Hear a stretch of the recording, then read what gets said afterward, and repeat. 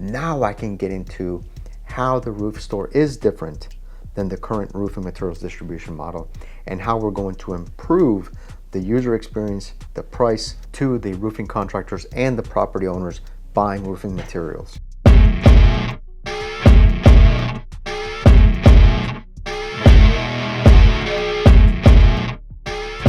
The first example, and the most important one, as to how the roof store actually helps to keep the business very efficient, is by running a very centralized system. We are a tech company specializing in roofing materials distribution. The roof store is extremely centralized. The hub or headquarters of the business is actually our online system.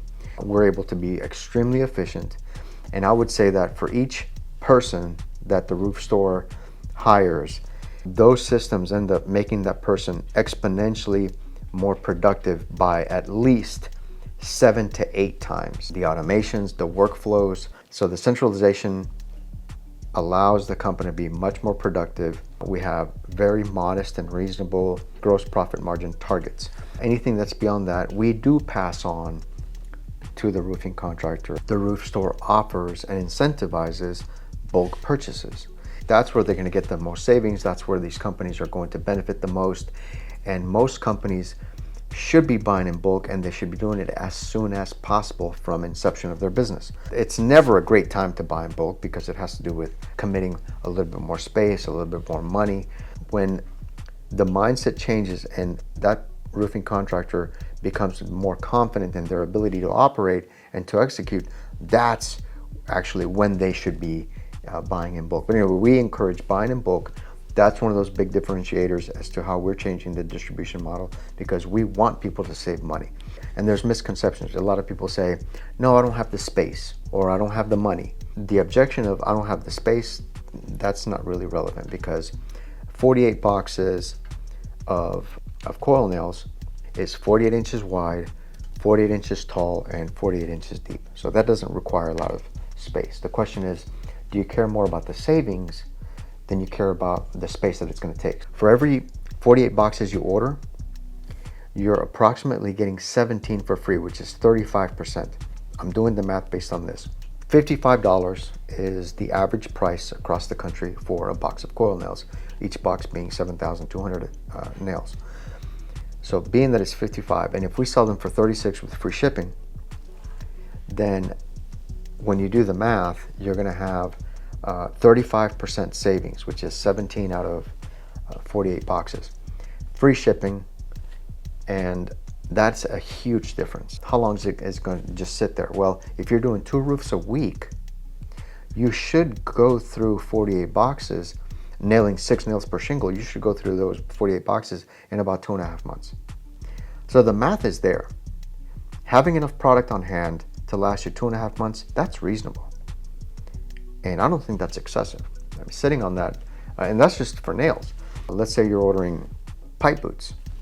Okay, well, you can do the math on that. But no, as time goes on, and as we scale up and we go into different geographical areas, once we then plant our flag there, we're going to be able to lower those minimums. That's revolutionary. That doesn't even exist right now. So that's another way in which we're changing the game, is by making a commitment that we care about passing on great prices over to the roof contractors, and therefore the end user, which are the property owners. So these are just a couple of ways in which the roof store is doing things different, and it deserves to exist, and it's definitely going to change the way the roofing distribution model is executed.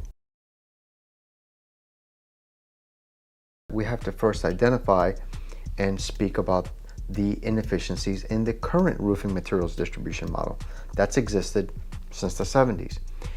It was built on the foundation that existed back then.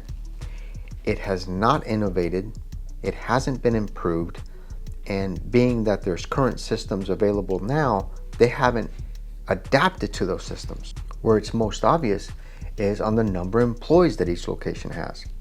Number one, it operates in a very fragmented way. Those companies are very, very big. They're multi-billion-dollar companies, and they've done a great job and hired some really nice people along the way during these years.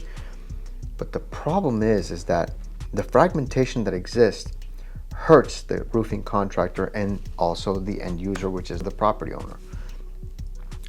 They have a lot of locations, and each location they've put in place a very, most likely a very good and competent manager for that branch. And that person is given a lot of leeway and latitude on how to operate with the product lines that they have. And yes, they have parameters under which they operate, but they have a lot of freedom to order certain things or to remove certain things from their lineup. Also, they have way too many people working in each branch. When you walk into one of those branches, you'll see right away that proportionate to the sales that they have, they're going to have a lot of people in the front desk taking care of phone calls, filling orders from people that walk in, people picking up orders. It's efficient from the standpoint of how business was operated in the old days. But in this day and age, they don't require that many people, because if they would have had systems that are implemented, they wouldn't need all those number of people. So they have people at the front desks. They also have outside salespeople, which come to the office for meetings and things like that, but they're mostly on the field. They also have management to take care of and provide support to those individuals. Now, let's look at a ratio that's very interesting. If you look at the ratio of clerical help in relation to people that are handling the materials, there's a disproportion there. There's actually way too many clerical positions relative to the number of people that are handling the materials. So that's another example of its inefficiencies. They also have outside salespeople. So those outside salespeople get paid a percentage of the gross profit margin for each product that's sold. So they're out there either getting new business or maintaining the relationships to keep their business afloat. That's also quite inefficient, because there's systems that they could have implemented to lower the dependency on those outside sales individuals. They're overweight on management, because if you were to trim down and implement some of those current systems, you wouldn't need the number of managers managing the human beings there. Okay, and all of that is raising prices unnecessarily. So all of that fragmentation, or I should say lack of centralization, creates exponential consequences that hurt the roofing contractors.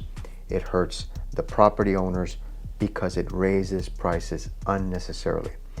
There's 4 parts to what they're doing, because it forces the distributors to play defense. One of them is the inelasticity of prices. They're creating a model where they have so much, for lack of a better term, fat on their books that they cannot lower prices once prices have been increased by manufacturers. 50 contractors have 50 different prices. That's an example that I have, that I go through a lot when I'm talking to people, because it's true. It's similar to how the used sales car people, they don't like that experience of a used car salespeople, but they actually run their business in that way. You shouldn't have 50 different prices for 50 different contractors, and maybe that's exaggerating, but you get the point. Why don't they set up modest gross profit margin targets, and then formulas based on those, on different product lines, different accessories, different manufacturers, and then you execute and create prices based on those targets of gross profit margins. Anything above that, then you pass on to the contractor. Now, might sound naive, because the whole idea of business is to maximize profits. Great. Every company needs to do that. But it's how it's done. I think it's disingenuous to create so many different price levels, because it almost seems like, well, let's charge this person more because we can get away with it. They want to keep prices a secret, when the quickest way to build trust is by having prices available to everybody, prices that you're not supposed to share with other contractors. That's called playing defense. And look, in 2023, there are no secrets, because the internet exists. They're not incentivized to reward buying in bulk. This is another exponential consequence that's negative, because there are some companies that are running a really good tight ship. These are companies that have believed in themselves, roofing contractors or contractors that have an office, they have staff, they have warehouse space so that they can level up their business and scale it. The quickest way for roofing contractors to really get a hold of their balance sheet is by lowering their input costs for materials. Well, when they go to the current distribution model, they're not incentivized to provide those contractors with bulk pricing. They don't even want to do it at all. So now we've outlined and detailed why the current roofing materials distribution model is inefficient and therefore unsustainable. The roof store is different than the current roofing materials distribution model, and how we're going to improve the user experience, the price to the roofing contractors and the property owners buying roofing materials.